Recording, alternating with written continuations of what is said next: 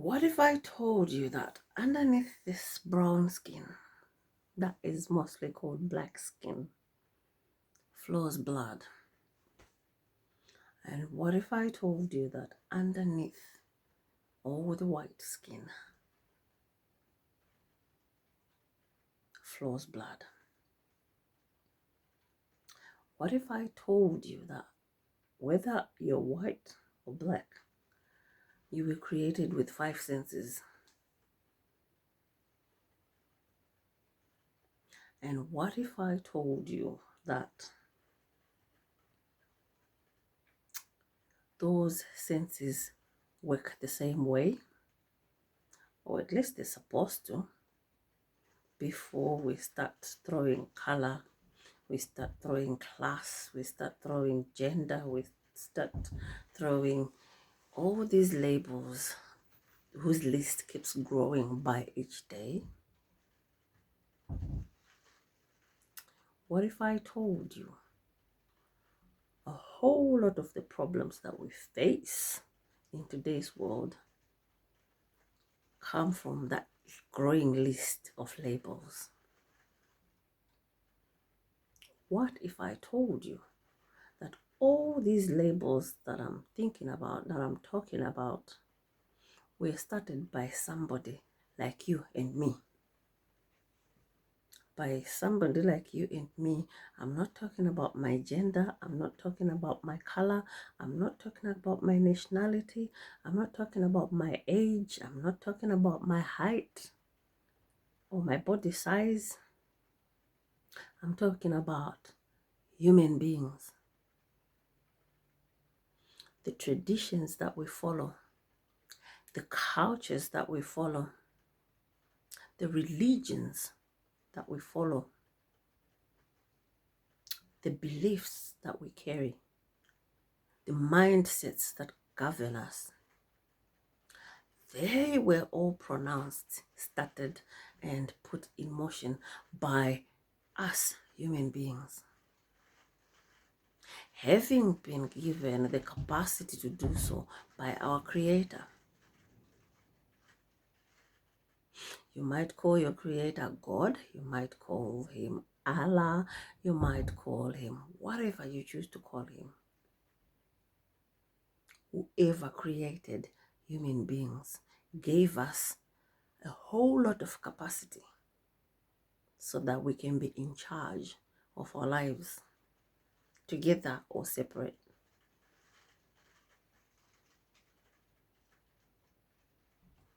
Today is the last day of September, which means we are stepping into October. Now, October stands for a lot of things for me. It's my birth month, for starters, my son's birth month, my sister's birth month, the month I lost a very dear friend. It's Black History Month, Domestic Violence Awareness Month, Breast Cancer Awareness Month. I could go on. There are a whole lot of other things that are commemorated, remembered, celebrated, or recognized in the month of October. And as a speaker and as a storyteller, October is loaded for me. It brings me a mixture of excitement and anxiety. It brings me a mixture of happiness and sorrow. For I live the joys of the birth of my son. I live the joys of my own birthday. I live the joys of the sister that I have that was also born in the same month. But I also live the sorrows of a close friend lost, the sorrows of some inhuman experiences we go through as Black people right across the world. some sorrows of memories of being abused by my own people, black like me. Now, having said that, wouldn't you agree with me when I say negativity, when I say abuse, when I say cruelty, when I say discrimination, when I say exclusion, ridiculing, bullying, speaking down at somebody is a human choice, not a color choice. It's a human choice, not a race choice. It's a human choice, not a class choice. Because everybody is capable of doing it. And a lot of us do it. Some will say in defense. Some will feel entitled to. Some will feel pushed to. Some don't know any better. Some are taught to do it. Some are groomed to do it. Some are forced to do it.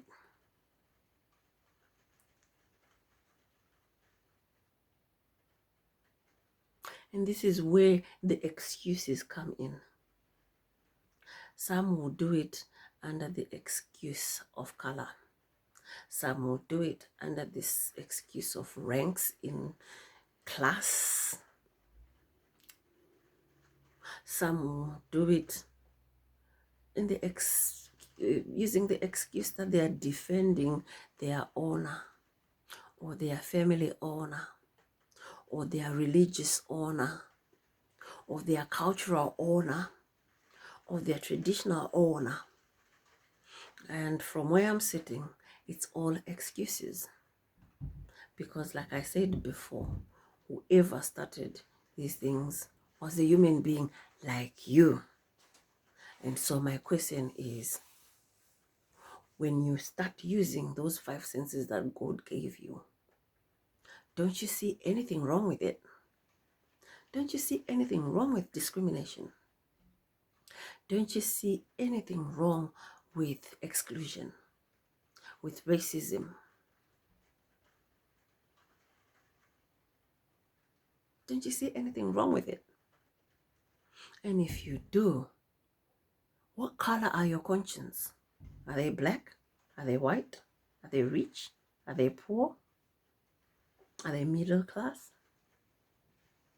What color are your conscience?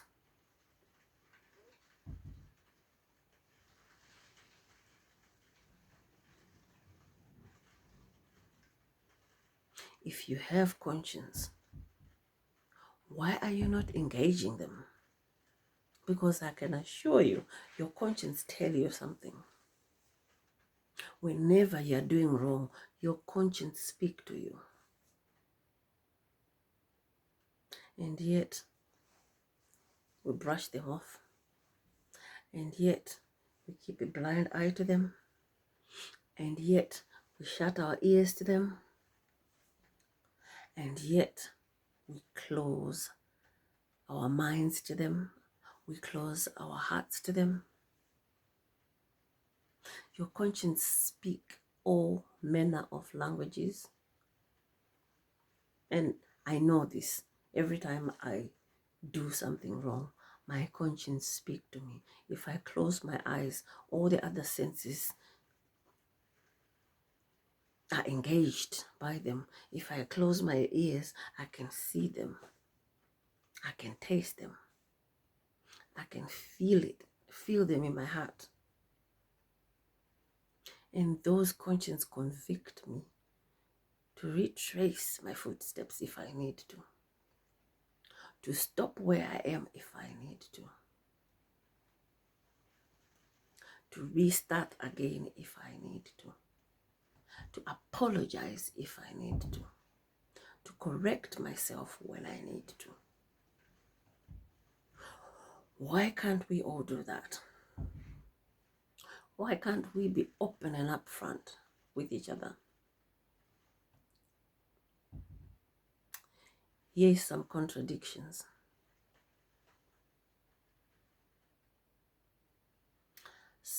You hear some people saying, oh, black people are less than us because, and I take that because off because there is no reason.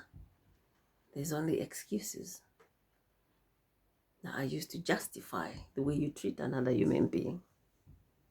But here are some contradictions. I'm a black person. I work in the front line, as they call it, which means I care for people.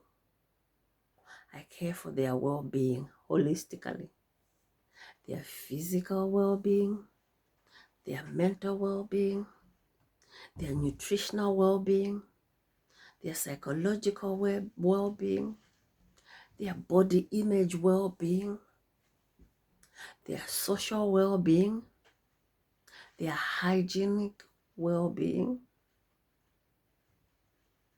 even their financial well-being.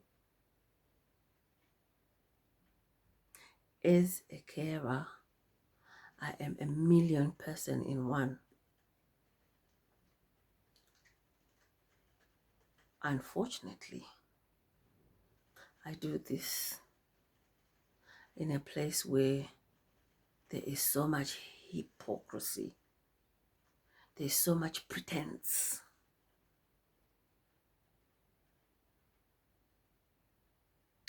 There's so much hate. There's so much venom.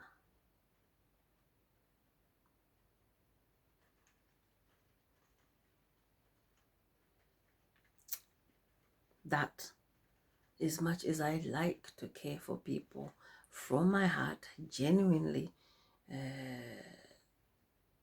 with everything that I can use to do my job the best way possible.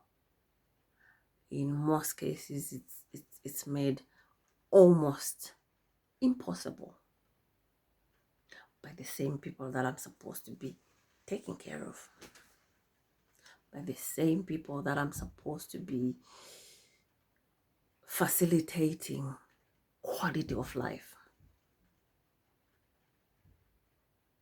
by their families, by their communities.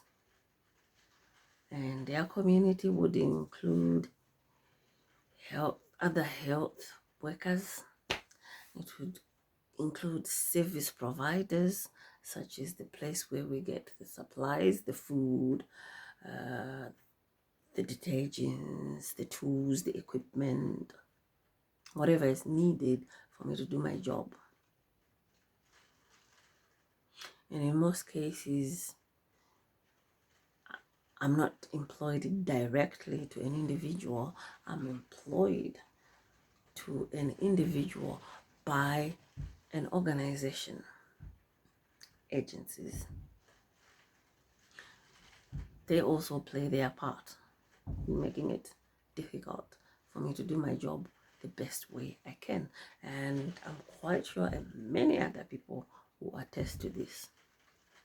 But the contradiction that I wanted to highlight here, using my job as an example, you can translate it, transfer it, apply it to wherever you are, whatever you do, whatever situations you find yourself in. As a black person, I'm not worthy of a lot of things according to the white society. Like, for instance, I go into somebody's house to look after them. I'm not worthy to sit on their couch because I'm too black, I'm too ghetto, I'm too less.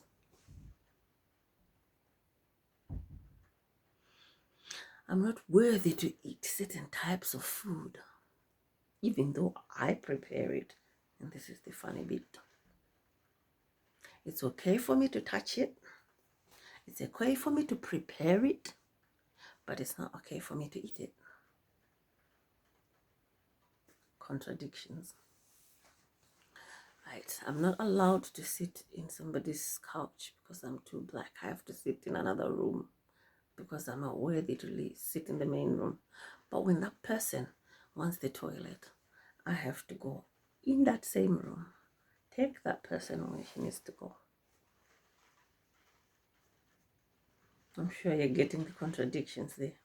I'm not worthy to sit in a couch, but I'm worthy to touch your body, to wipe it clean, to moisturize it, to put your clothes on, to prepare your food that I can't eat, to feed you even. And still I'm not worthy to be on the same level. Seriously? How does that make sense? If I'm walking on the street and I'm stranded there, I'm not worthy to hike a lift from you because I'm too black, I'm too backward, I'm too below the class, or whatever excuse you give. And yet, reach a certain point in your life, age, health-wise, you can't drive that same car that I'm not worthy to go into. And then all of a sudden, I'm worthy to jump into it, to drive it, but only if I'm driving you to some place. Contradictions. Let's talk about numbers. How many of us black people are around? In comparison to the white community, I'm quite sure we are only this tiny fraction of the population. So I asked myself, if I'm not worthy to sit in your couch, why isn't somebody in your own class sitting there with you? Why isn't that somebody cooking your food? Why isn't that somebody washing you, dressing you? Why aren't they driving you to where you need to go?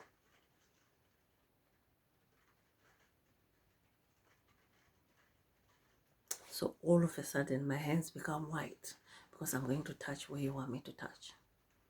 All of a sudden, my hands become white because I'm going to prepare the food that you want to eat. All of a sudden, my hands and my bum and my eyes become white because I'm going to drive the car to take you to where you need to get to. Contradictions. Don't misunderstand me here. I've just covered one area of contradictions. Now I come to my own fellow brothers, sisters, mothers, fathers, uncles, aunties, grandmothers, grandfathers, friends, colleagues, cousins, whatever you name it. I'm talking about us black people. What are we doing to each other? We get an opportunity to better ourselves. And instead of sharing with our own so that more of us benefit, we would rather keep it to ourselves and appear to be going up there by ourselves. And then we look like we are better than some of us. We look bougie, as a lot of people are saying these days. People don't even know what the word bougie means. We just follow trends. We think bougie means we've got class. It means we are of the upper class. That's what we think. That's not what that word means. It means you are trying to portray an image of class, even though you might not be. It's like that film, Keeping Up Appearances. Right? How many of us are around the world doing exactly that? We jump when we're told to jump. We learn even things that we never even imagined we needed to learn. And we do it, and do it perfectly for the other race. But we would never do it for our own.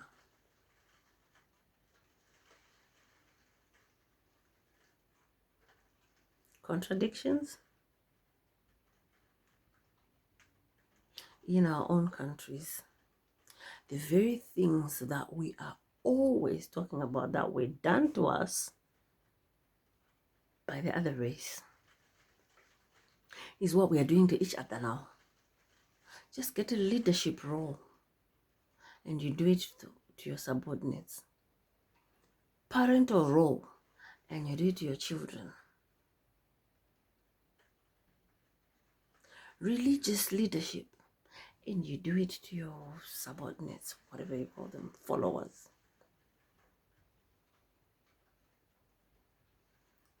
Presidents, prime ministers, they're doing it to their followers. And yet, when it was being done by the other race, it was called racism. So when you're doing it to your own, what do you call it now? When you're discriminating against your own black fellow people, what do you call it? When you're killing your own people, what do you call it? When you're telling your own housemaid, you go and sit in the kitchen, you're not worthy of sitting in my lounge, on my couch, because you are a house girl, you are a childminder, you are a home, what do you call, what's the name? You're the house hand. What do you call it when you're doing that?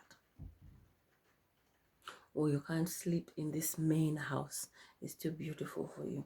We will throw you into that little back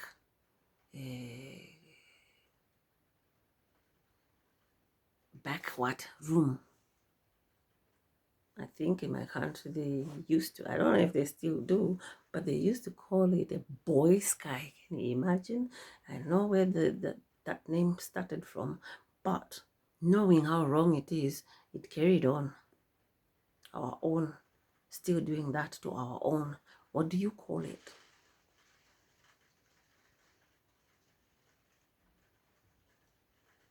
If your child comes to you and tells you they're struggling with A, B, C, D, you brush them off. Or you even shout at them. You accuse them of all sorts.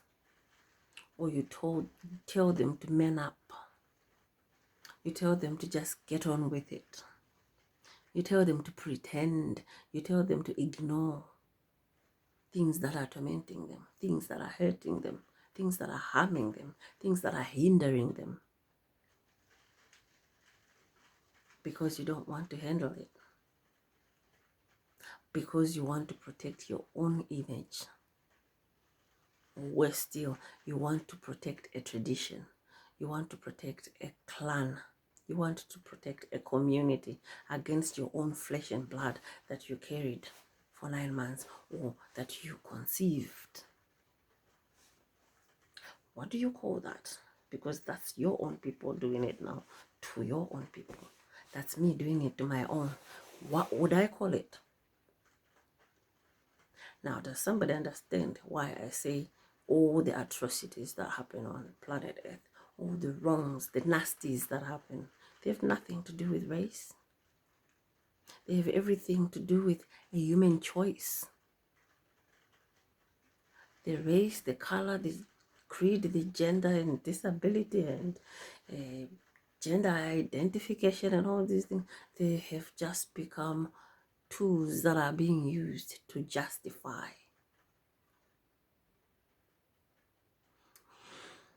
October is Black History Month. Year in, year out, every October we are talking about all the wrong things that have been done to us Black people.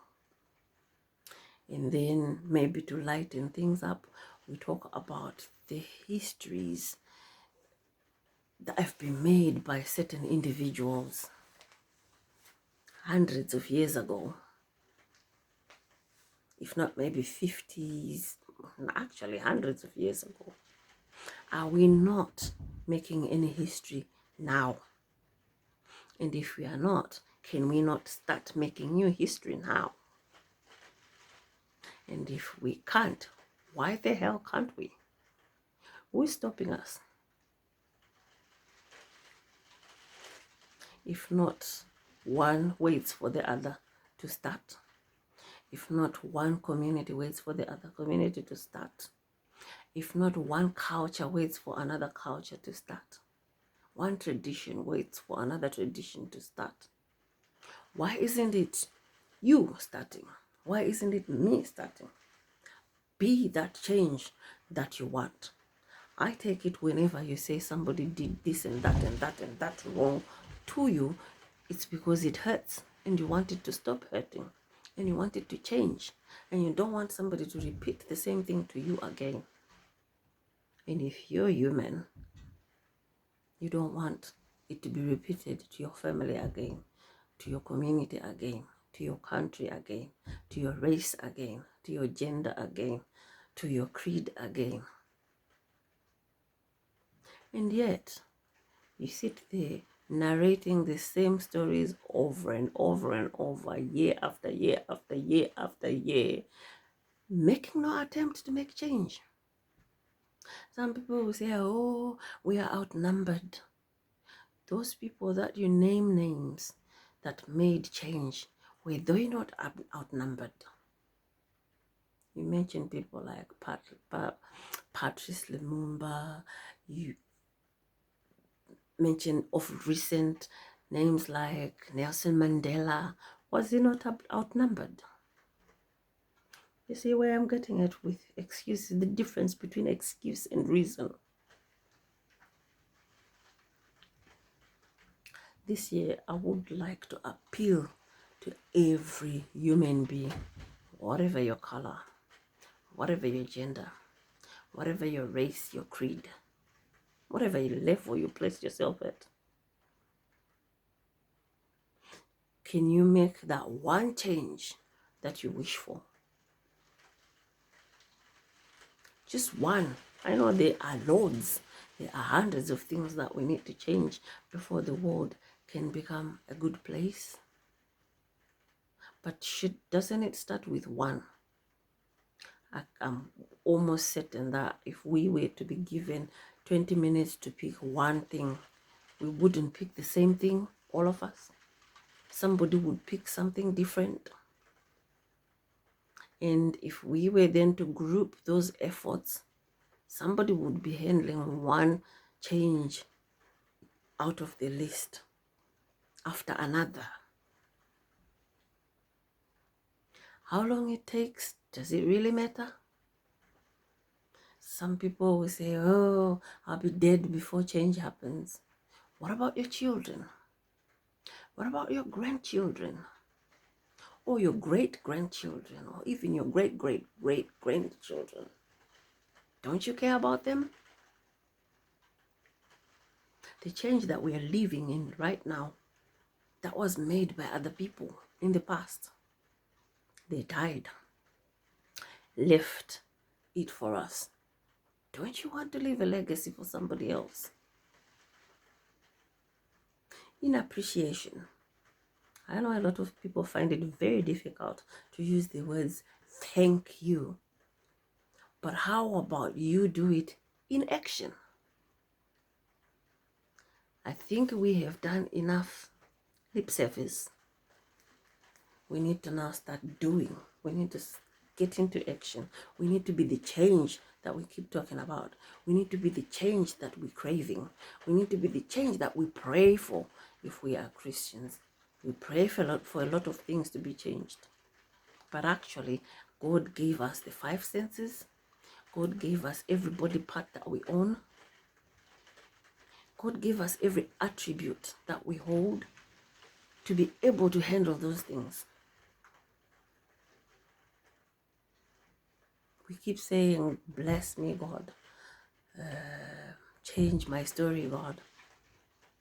He has already equipped us to be able to do this. Why do we fail? Is it we lack patience? Is it we lack stamina? Is it we are ruled by fear?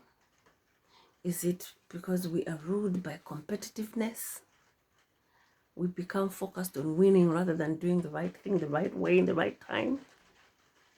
Is it because we've become selfish? Is it because we've become too defensive? Or is it because we've become vengeful? Can somebody explain what is going on to this world?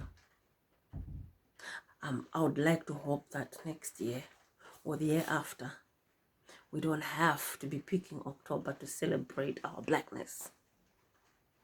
We don't have to be picking a certain date, time, place, manner to celebrate our color, to celebrate our race, to celebrate our existence. Because we exist year in, year out, from the 1st of January to the 31st of December of every year.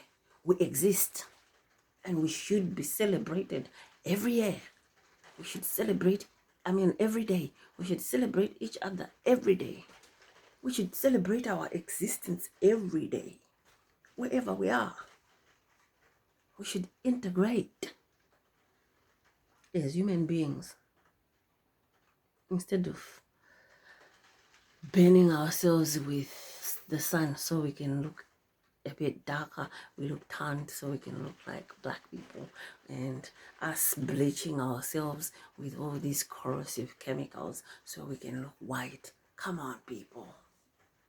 If God wanted you to be white, he would have made you white. If God wanted you to be black, he would have made you black. Why can't you just be happy the way you are and accept the next person the way they are? Some are changing themselves from man to woman, from woman to man.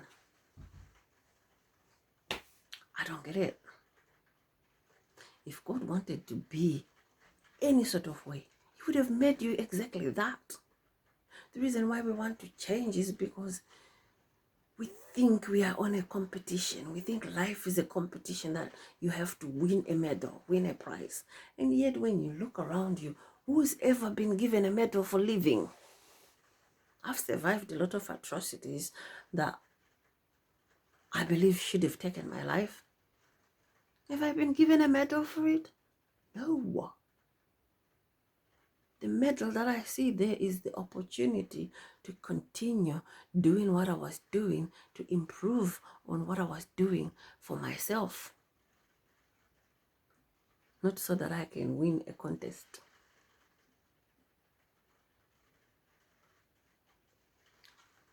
I'm a people person. I'm a humanist. I don't see color before I see a person. I don't see race before I see a person. I don't see gender before I see a person. I don't see disability before I see a person.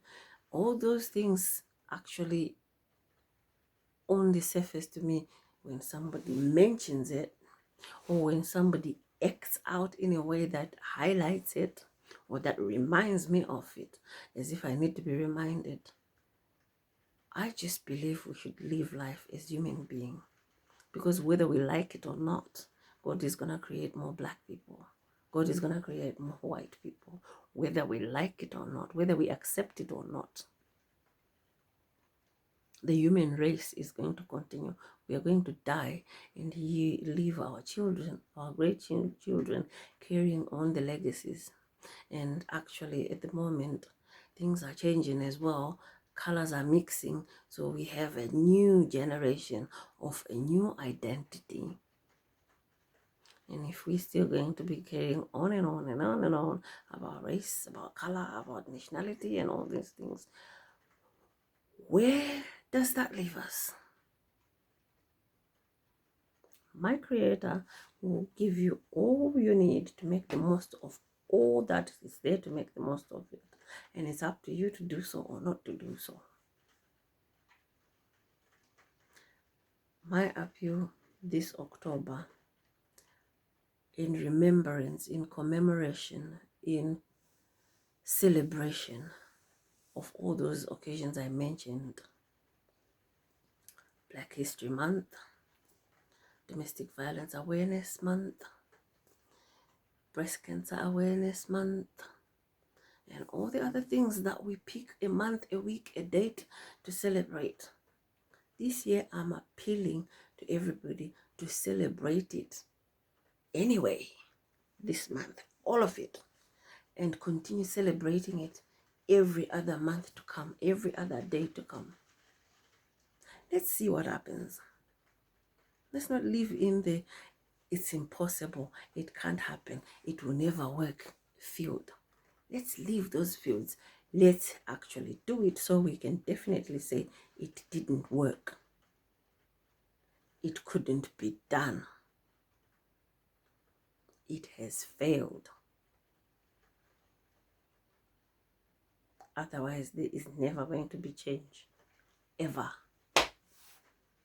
And if there is change, it's probably going to be very slow paced, because there are a few of us who believe that action starts with you. Action starts with me. Change starts right where I am. Okay, if you don't want to make the change, then please, I'm appealing to you. Don't stand in my way. Don't block my way. Don't make it impossible for me to do the good that I need to do. Don't make it impossible for me to be the change that I need to be. Thank you.